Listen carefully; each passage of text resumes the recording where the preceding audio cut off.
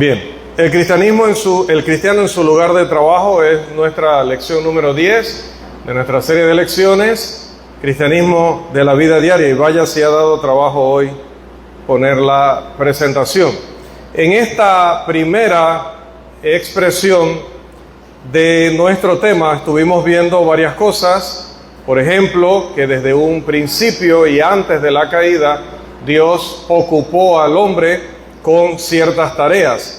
Quiero igualmente hacer la aclaración de a qué nos referimos con trabajo en el contexto de nuestra lección, que la palabra trabajo tendrá sus acepciones, pero nosotros nos referimos a una ocupación honesta, buena, sana, en la cual nosotros nos involucramos para poder traer el sustento a nuestros hogares.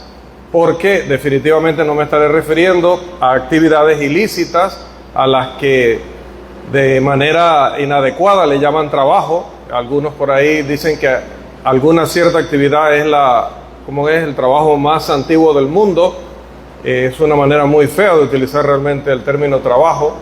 El narcotraficante pensará, y dicen, por ejemplo, en Colombia, he tenido que camellar todo el día, como si estuviera hablando de que está en la construcción y ha tenido que trabajar arduamente todo el día. Pero definitivamente qué honesto y qué bueno es el trabajo del albañil en comparación con el que cargó toda una avioneta de kilos y kilos de sustancias ilícitas. De manera que eso nos lleva a la convicción de que algunas personas utilizan el trabajo en contextos que nosotros no estamos visualizando en nuestra lección. También hay otra manera, por ejemplo, no sé si en Latinoamérica o específicamente en Panamá, hablamos de pasar trabajo, ¿sí?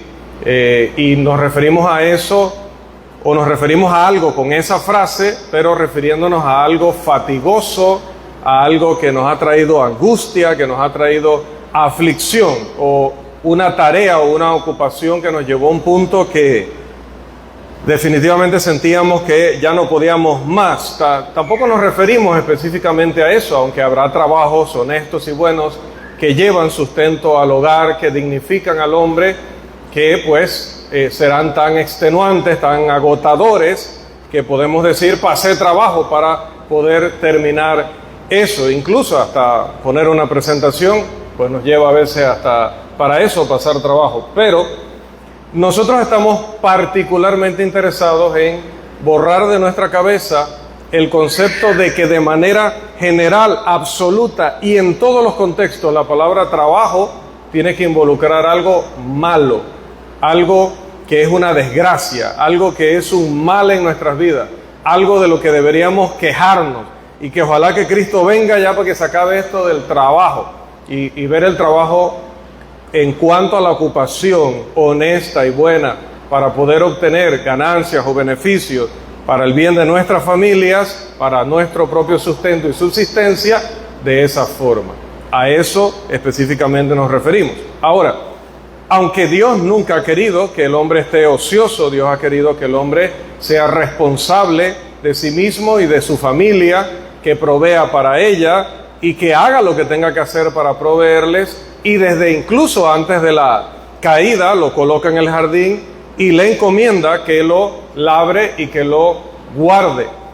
Nos muestra que a Dios la ociosidad definitivamente no la ve como un beneficio o una bendición para nosotros. Vimos al final de nuestra lección anterior que más bien el tiempo no ocupado en lo positivo, en lo productivo, puede dar cabida a que el diablo entonces quiera rellenar nuestra mente y nuestro tiempo con cosas que definitivamente van contra la voluntad de Dios. Entonces, a eso es que nos referimos. Nos referimos al trabajo como lo contrario a la vagancia, como lo contrario a la ociosidad, como lo contrario a actividades ilícitas que buscan de manera algunas veces fácil, o incluso incluyendo violencia, incluyendo inmoralidad y otras cosas, querer obtener entonces la misma ganancia o más incluso que aquellos que sí están trabajando en algo bueno y honesto. Entonces, sobre ese trabajo, ya aclarado en qué sentido hablamos de trabajo,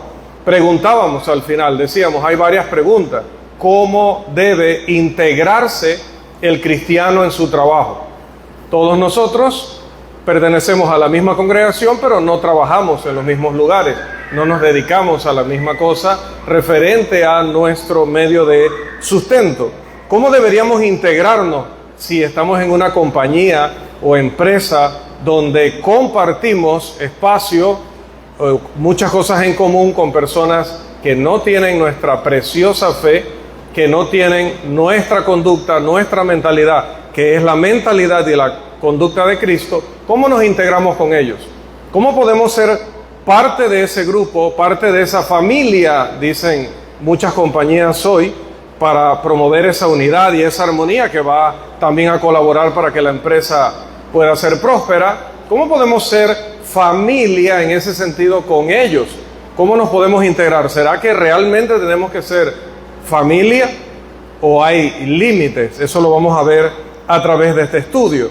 ¿Cómo debe verse el cristiano en su trabajo? En esa función que él está realizando, ¿cómo debe verse a sí mismo? También preguntábamos, ¿debe el cristiano disfrutar de su ocupación o profesión que lleva a cabo o debe simplemente soportarla? También preguntábamos, ¿está alguna vez justificado el cristiano a que el trabajo le impida su crecimiento espiritual y cumplir su deber con Dios?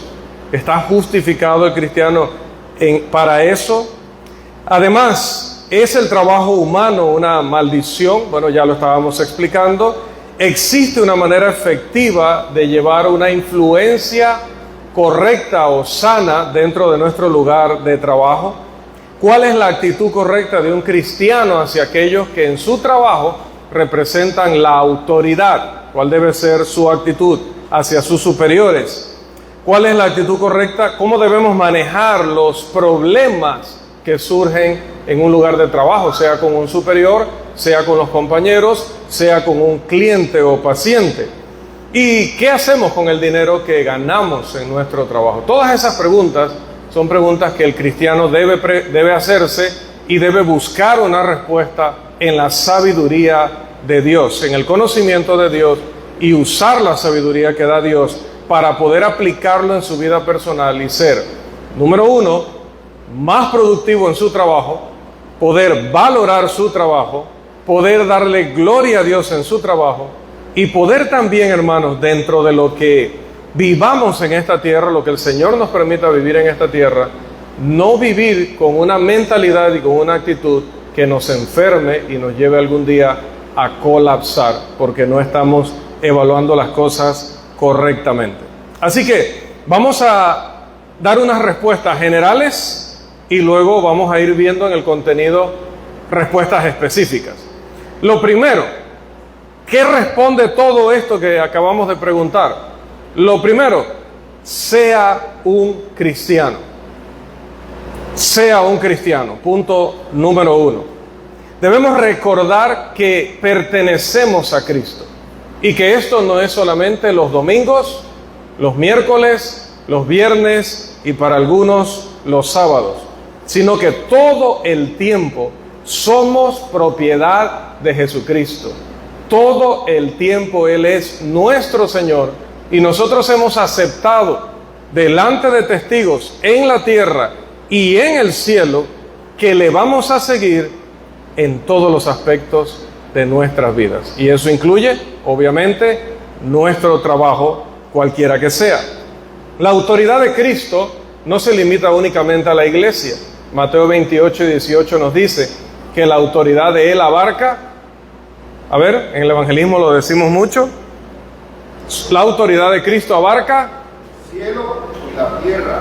Toda autoridad me ha sido dada en el cielo y en la tierra, dice el Señor. Además, Jehová espera que nosotros brillemos como luminares en medio de una generación maligna y perversa, dice el apóstol Pablo en Filipenses 2:15 y 16. Por lo tanto, uno de esos lugares del mundo donde seguimos perteneciendo a Cristo, no pertenecemos a la empresa, pertenecemos a la planilla de la empresa en el sentido de que somos contratados por ellos y tenemos un deber, una responsabilidad con ellos. Pero no es lo mismo que cuando decimos pertenecemos a Cristo.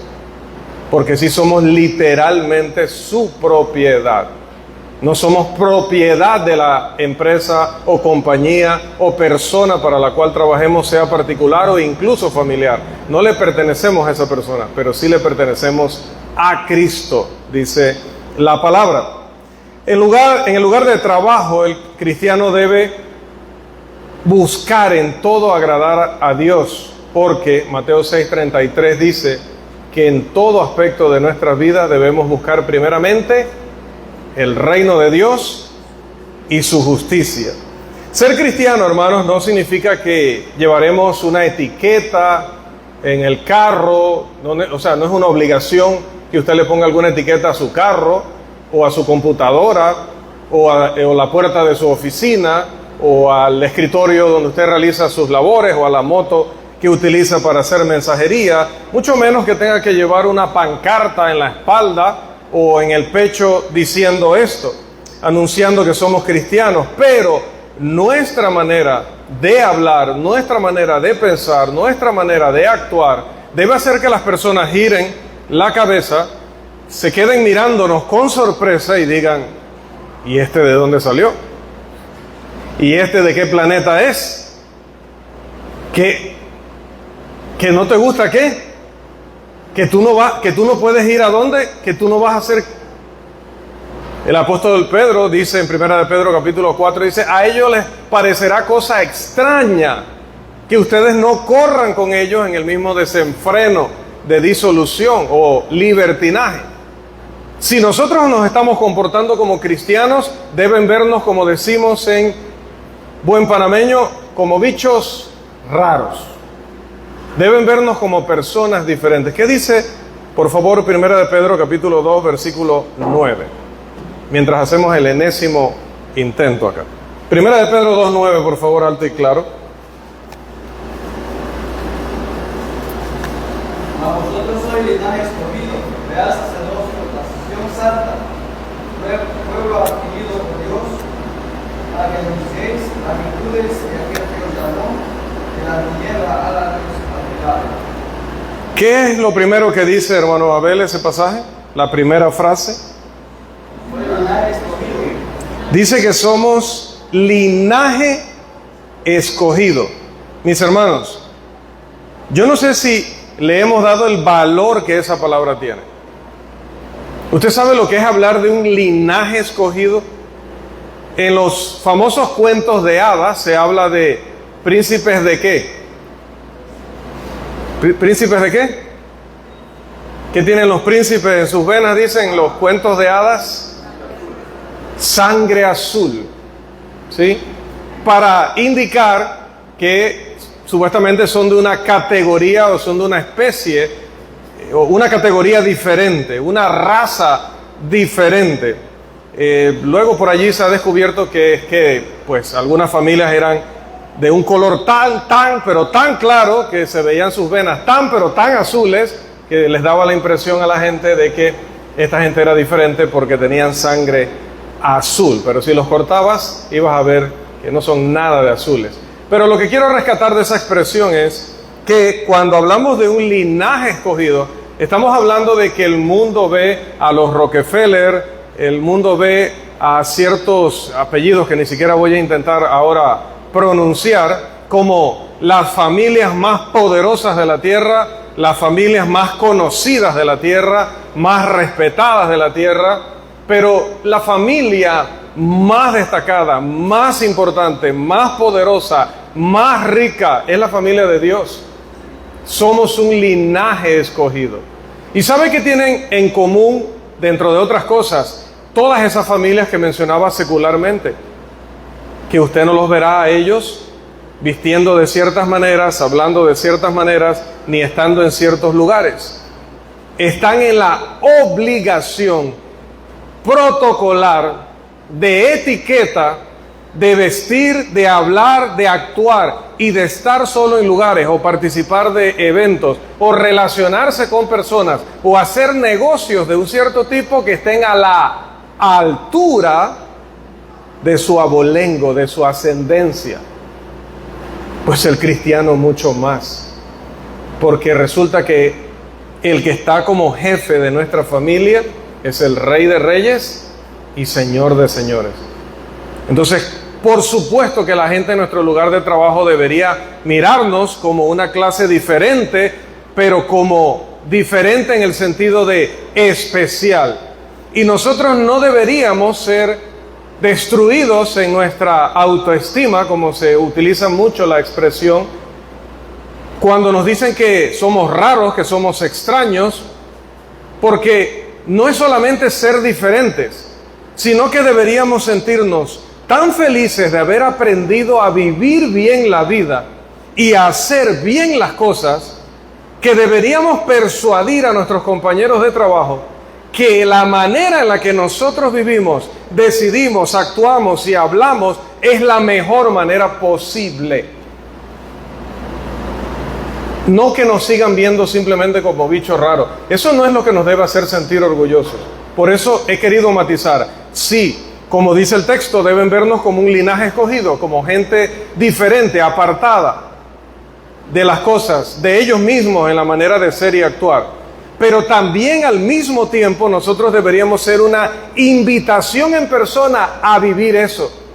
Cuando nosotros encontramos una excelente escuela, tratamos de convencer a otros padres de familia que matriculen a sus niños allí.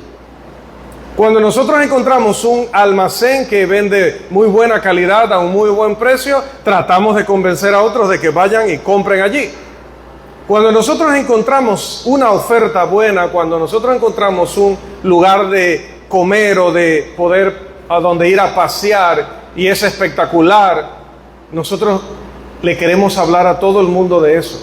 No encontramos suficiente tiempo y suficientes oportunidades para contarles a otros sobre eso, para que también lo aprovechen, para que no solo usted haya tenido el privilegio, sino que ellos también. Eso debería ser lo que el cristiano manifieste en su lugar de trabajo. Soy diferente, pero si tú supieras lo feliz, lo provechoso que es vivir de esta manera, querrías vivir como yo. Te invito a que me entiendas por qué hablo así, por qué me comporto así, por qué me abstengo de eso. Quiero invitarte a que entiendas el por qué. Y entenderás, como dijo el Señor alguna vez al profeta, cosas, tomando prestado esa frase, cosas grandes y ocultas que tú no conoces. Definitivamente no las conoces. Hermanos, aunque los que están en el mundo nos consideren extraños, debemos vivir de acuerdo a las exigencias de Dios. Vamos a leer 1 de Pedro, capítulo 4, 1 al 4, que lo citaba, lo parafraseaba un poco, pero vamos a leerlo tal cual. 1 de Pedro, tal cual lo escribió el autor inspirado. 1 de Pedro 4, 1 al 4, por favor. Puesto que Cristo ha padecido por nosotros en la carne, vosotros también armados del mismo pensamiento, pues quien ha padecido en la carne terminó con el pecado, para no vivir el tiempo que resta en la carne conforme a la concupiscencia de los hombres, sino conforme a la voluntad de Dios, ante ya el tiempo pasado, para haber hecho lo que agrada a los gentiles, andando en lascivias, concupiscencia, embriagueces, orgías, disipación y abominables idolatrías. A esto le parece cosa extraña que vosotros no corráis con ellos en el mismo desenfreno de disolución y os ultraja. Esto significa que el cristiano nunca va a comprometer la doctrina de Cristo por el trabajo o por su lugar de trabajo, ya que siempre es mejor obedecer a Dios antes que a los hombres. Hechos capítulo 5, versículo 29. El cristiano en su lugar de trabajo no se va a entregar a una forma de vida impía para poder ser parte de la banda, o no sé cómo le digan hoy, ¿verdad? A eso, parte de la banda, parte del equipo, parte de la familia incluso. Le gusta mucho esa expresión a los jefes porque sienten que de esa manera uno se compromete mucho más a darles resultados. Y voy a dar un ejemplo de esto. Algunas empresas en su reglamento, en su declaración ética, tienen que no se le permita a los empleados vender rifas, ¿verdad? Hacer rifas o prestarse a ciertas prácticas que están relacionadas con los juegos de azar. Pero luego cuando Panamá clasifica a un mundial de fútbol, usted ve a esas mismas empresas haciendo algo que le llaman la quiniela, o creo que más aquí en Panamá se le llama la porra futbolera. Entonces empiezan a recoger de sus empleados lo que no le quieren llamar así, pero es así, apuestas de cuáles podrían ser los resultados en los diferentes partidos del Mundial de Fútbol. Cuando en la declaración de ética dijeron que hacer eso de parte de un empleado era causal de despido, ahora ellos lo están promoviendo porque supuestamente son muy patriotas y debido a que el país ha clasificado, entonces pues lo van a permitir y lo van a promover. Sin embargo, hermanos, esto no se puede promover de parte del cristiano de ninguna manera. El cristiano no debe tolerar, el cristiano no debe justificar, alentar o participar en esta actividad de apuestas o ese tipo de juegos de azar, ni en ninguna otra actividad similar. Vamos a leer, por favor, Tito capítulo 2, versículos 11 al 13. Recordemos lo que ese texto muy leído nos dice. Tito 2, 11 al 13.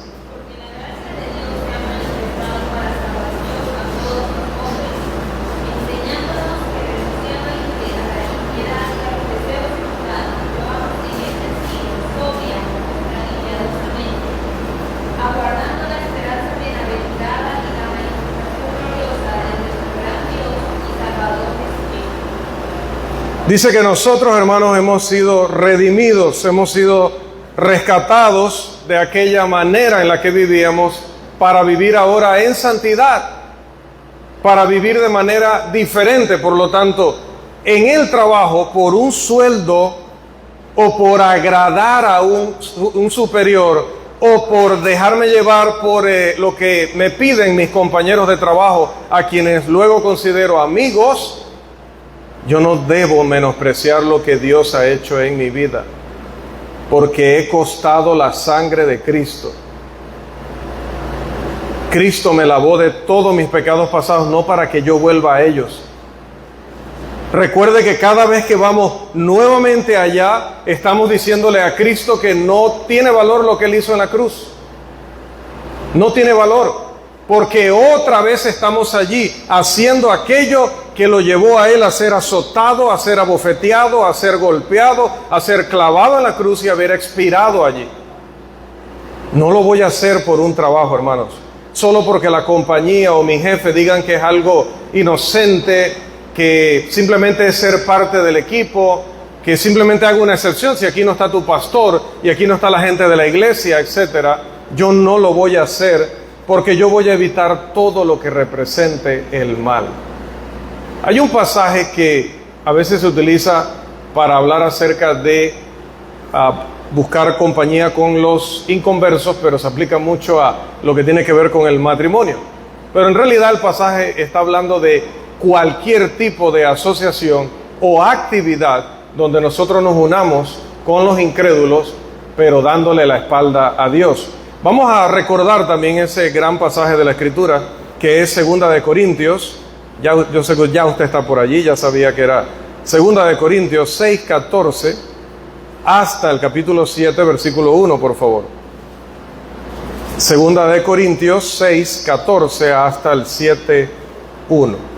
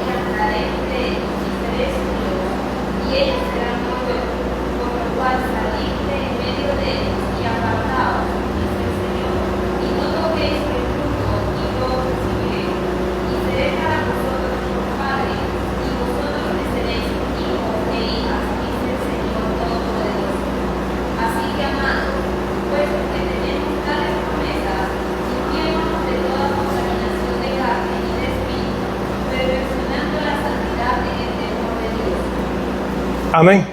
Hoy lo estamos aplicando al trabajo, pero jóvenes, esto también habla alto y claro acerca de cómo debemos conducirnos en nuestros centros de estudio, con nuestros maestros que son autoridad sobre nosotros o profesores y con nuestros compañeros. Pero nosotros estamos hoy particularmente interesados en el ámbito de trabajo.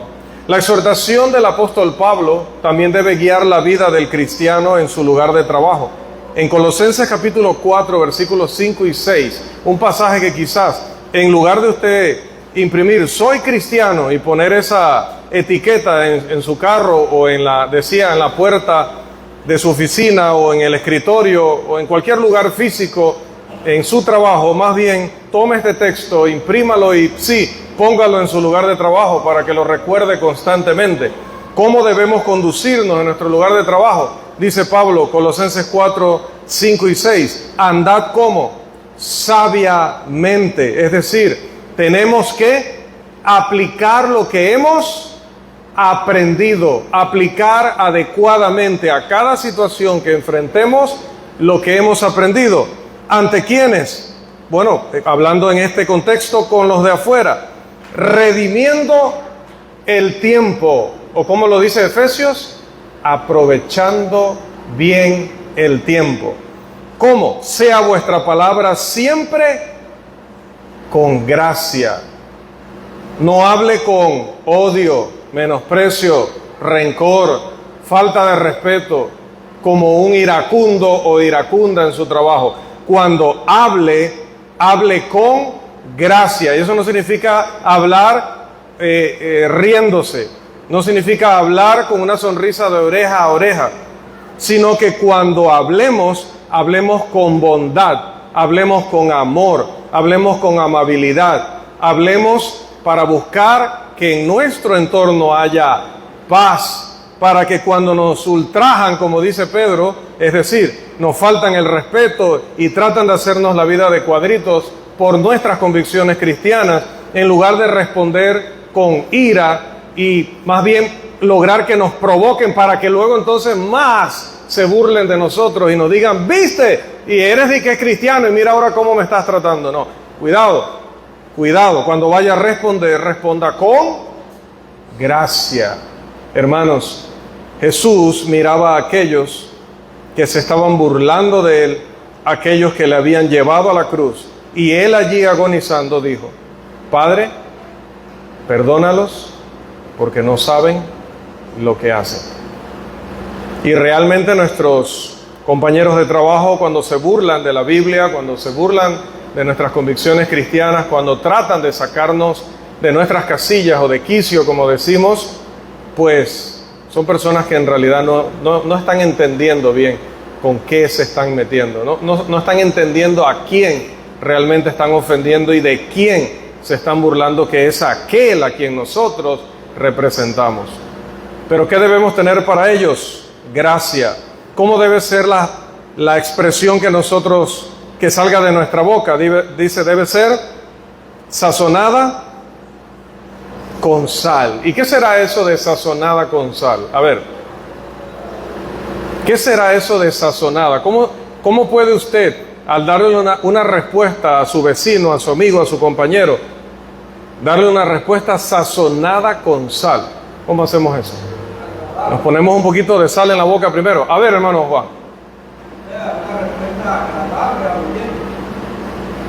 ¿Qué pasa si usted prepara su arroz y se le olvidó ponerle la sal? Cuando usted va a la primera cucharada, esa sensación es una sensación desagradable. No es lo que se esperaba. ¿Y qué se esperará de nosotros, hermanos? Filipenses 2. Se espera que nosotros tengamos, ¿qué cosa? La mente de Cristo. Y si tenemos la mente de Cristo, es imposible que nos expresemos como un borracho, como un buscapleitos, como un obsceno, como un ateo. Si tenemos la mente de Cristo, nos vamos a expresar como se expresaría Cristo. Nuestras palabras deben ser palabras de bendición. Deben ser palabras de perdón, palabras de conciliación, palabras de sabiduría. A Esteban, hermanos, le estaban rechinando los dientes, le estaban mostrando rostros de odio. Él ya estaba viendo en el semblante de ellos, era judío y sabía cómo eran estas cosas, ya la total determinación de matarlo, pero en ningún momento tuvo una palabra para ellos de insulto, de rencor o de resentimiento. ¿Qué dijo antes de entregar su vida? En ese momento dijo, Esteban, Hechos capítulo 7, señores, no le tomes en cuenta este pecado. Eso es lo que se esperaría de nosotros. El cristiano, hermanos, en su lugar de trabajo reconocerá también que el trabajo no es todo lo que hay en la vida. No vivimos para el trabajo. Dios no nos ha ordenado que todo en nuestra vida tiene que girar en torno al trabajo o a nuestra ocupación, porque en nuestra vida también hay otras obligaciones que debemos cumplir. Por ejemplo, debemos cumplir con nuestras familias, debemos cumplir con el reino de Dios. Incluso debemos cumplir con nosotros mismos, darnos ese espacio que necesitamos para descansar también, para relajarnos. No podemos, como decimos en buen panameño, matarnos o llevarnos a un punto extremo por agradar en un trabajo mientras sacrificamos nuestra salud, mientras sacrificamos nuestra estabilidad emocional o arriesgamos y perdemos a nuestras familias. Mientras que el punto de vista del mundo es que el empleado debe hacer lo que sea necesario para conservar su trabajo, porque qué duro es perderlo y tratar de conseguir otro. Entonces dice, cuídalo, haz lo que sea, no importa. Tú baja la cabeza y hazlo, porque qué duro es conseguir trabajo hoy. O qué duro es conseguir un trabajo con ese salario, o con ese horario, o que socialmente te dé ese estatus. Entonces, haz lo que tengas que hacer para no perderlo. No, el cristiano dice, no, yo no. Yo lo que no quiero perder es el cielo. Yo lo que no quiero perder es mi lugar en el cielo. Ese sí sería una desgracia. Nuestra confianza no está en el trabajo y su salario y el estatus que nos dé o las facilidades que nos provea. Nuestra confianza está en Dios Todopoderoso. O así debe ser, hermanos. ¿Qué ganancia real hay si ganas el mundo entero, pero a costa de tu alma? Cuando leemos aquellas leyendas de personas que venden su alma al diablo o la han vendido, nos asustamos. Cuentan esas historias y qué feo, que se hizo rico de la noche a la mañana, en todo le iba bien, pero de pronto murió de una forma horrible y todas sus riquezas se perdieron de una manera misteriosa. Qué cosa más terrible. Y primero tuvo que ir a bueno, no les voy a decir cómo se hace eso, porque que tenían que ir a tal lugar, a tal hora de la noche y hacer ritual tal para entregarle su alma al diablo. Entonces le sale una criatura de tal forma y esa criatura lo obliga a tal cosa. Entonces a partir de allí empieza a prosperar y todo. ¡Qué horrible! ¿Cómo alguien le podría vender su alma al diablo?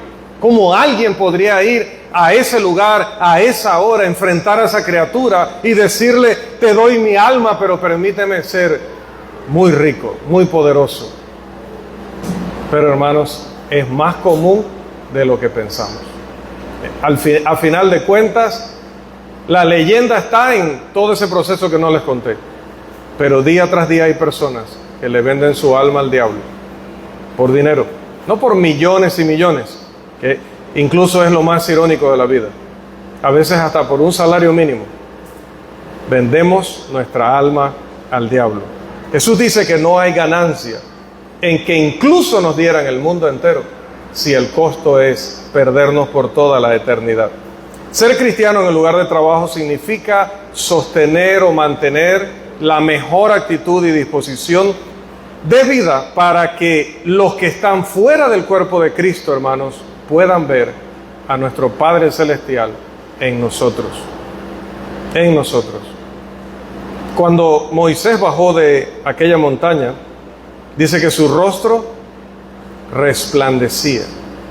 Cuando aquellos que iban a matar a Esteban lo miraron, dice que su rostro también era un rostro que se veía, si no me equivoco ahora, hermano, tengo muy pocas horas de descanso ahora, puedo tener alguna desconexión, que su rostro era como el de un ángel. Gracias, hermano. Hoy, pues quizás no nos van a ver así, a menos que nos excedamos con el maquillaje. Pero no se trata de una mirada física, se trata de lo que decíamos hace un rato. Se trata de ver que somos diferentes, somos felices, tenemos una vida productiva, tenemos una familia fuerte y somos eficientes en el trabajo. No nos metemos en problemas, somos una fuente de bendición, somos un ejemplo de armonía, de cohesión, de entendimiento. Incluso muchas veces ayudamos para que otros se comporten mejor, para que sean mejores. Mejoramos a todos los que están alrededor, en ese cubículo, en esa bodega, en el lugar que usted trabaje. Se supone que a los demás los hacemos mejores, porque nos miran y miran ese brillo en nosotros. Andad sabiamente para con los de afuera, redimiendo el tiempo. Sea vuestra palabra siempre con gracia, sazonada con sal, para que sepáis cómo debéis responder a cada uno. Redimiendo el tiempo. Otra cosa que quiero rescatar, hermanos, antes de cerrar, ya se nos agotó casi que el tiempo, es sus compañeros de trabajo tienen una sentencia de condenación eterna ahora mismo. No hay tiempo que perder. No hay tiempo que perder. Tanto a través de hablarles de Cristo como mostrarles a Cristo, necesitamos con urgencia traerlos al redil. ¿Y sabe qué? Nosotros queremos que el lugar de trabajo sea un lugar mejor, en el sentido, y entiéndame, de que nos llevemos bien con los demás. Decía, que haya armonía, que haya respeto, que haya unidad, que haya felicidad. ¿Quién no quiere trabajar en un lugar así? ¿A quién no le gusta trabajar donde se siente feliz? No solo cuando cobra en su quincena, no solo cuando le dan un ascenso, no. Va para su trabajo y está feliz de ir para allá, está feliz de estar allí. Y se termina su trabajo y pasa como aquí a veces, ¿no? No me quiero ir, no quiero dejar a esta gente tan pronto, quiero seguir hablando con ellos, quiero seguir comentando, compartiendo las cosas del día y oírlos. Queremos un ambiente así. ¿Quién no quiere un ambiente así en su trabajo? Que haya ese respeto, que haya también ese respeto hacia nuestra fe, no solo el respeto hacia nosotros, sino el respeto hacia nuestra fe. Que nos escuchen cuando queremos hablar de la fe. Pero eso no se va a dar si no aprovechamos bien el tiempo, mostrando el Evangelio no solo con la predicación del Evangelio, sino principalmente con vivir conforme al Evangelio. ¿Queremos mejorar nuestro lugar de trabajo? Seamos cristianos. Dígame si esa no es una buena respuesta. Que el Señor nos siga bendiciendo.